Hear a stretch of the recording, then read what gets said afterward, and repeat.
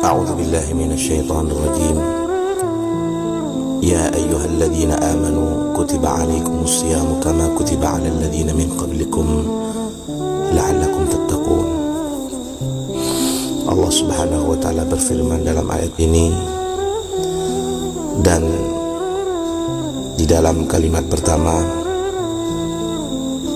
Allah Subhanahu wa Ta'ala mengkhitobkan atau mengarahkan firman-Nya di dalam mewajibkan puasa kepada orang-orang yang beriman. Ini menunjukkan bahwa puasa adalah salah satu bentuk ibadah yang privat atau memprivatisasikan ibadah hanya kepada Allah,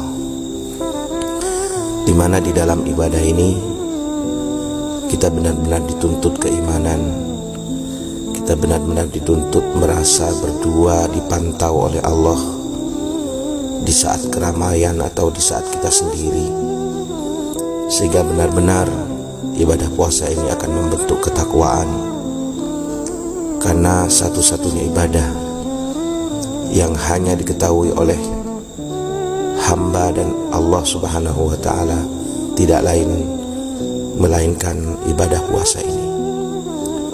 Puasa membentuk kesabaran. Puasa adalah salah satu kualifikasi Allah Subhanahu wa Ta'ala terhadap kadar keimanan seorang hamba, di mana ketika ia benar-benar lulus melaksanakan ibadah puasa, maka benar-benar ia dinyatakan sebagai orang-orang yang mukmin. Karena iman, ketakwaan ada dalam diri kita sendiri, tidak tampak secara zahir. Iman ketika naik grafiknya akan ditampakkan oleh zahir, dimanifestasikan di dalam ibadah zahiriyah. Dari itu keimanan, ketakwaan, kesabaran adalah embrio atau dasar daripada ibadah kita kepada Allah Subhanahu wa Ta'ala. Puasa adalah membentuk kesabaran, dan kesabaran adalah satu nilai di mana Allah Subhanahu wa Ta'ala membalasnya tanpa ada ukuran sama sekali. Innama yuwaffas sabiruna ajrahum bighairi hisab. Karena kesabaran ini relatif dan berbeda di antara manusia ke manusia yang lain. Hamba yang mukmin ke mukmin yang lain, keimanan tidak sama dengan yang lain. Kemampuan kita untuk ikdam atau melakukan taat, kemampuan kita untuk menahan diri dari hawa nafsu, hanyalah Allah yang mengetahuinya. Dari itulah puasa juga langsung dibalas oleh Allah. Kullu amal ibni Adam lahu, kata Rasulullah SAW. Setiap amalan anak Adam dimiliki dia sendiri. Artinya ada ukuran balasannya. Satu kebaikan dibalas 10, sebagaimana sholat. Namun Allah Subhanahu wa Ta'ala tidak mengurangi dari pahalanya, walaupun pada asalnya diwajibkan 50 waktu, akhirnya diberi keringanan 5 waktu, namun dengan pahala yang tetap 50. Apalagi ditambah dengan sholat berjamaah, akan ditambah menjadi 27 derajat. Demikian ibadah-ibadah yang lain yang bersifat zahir, balasannya ada ukuran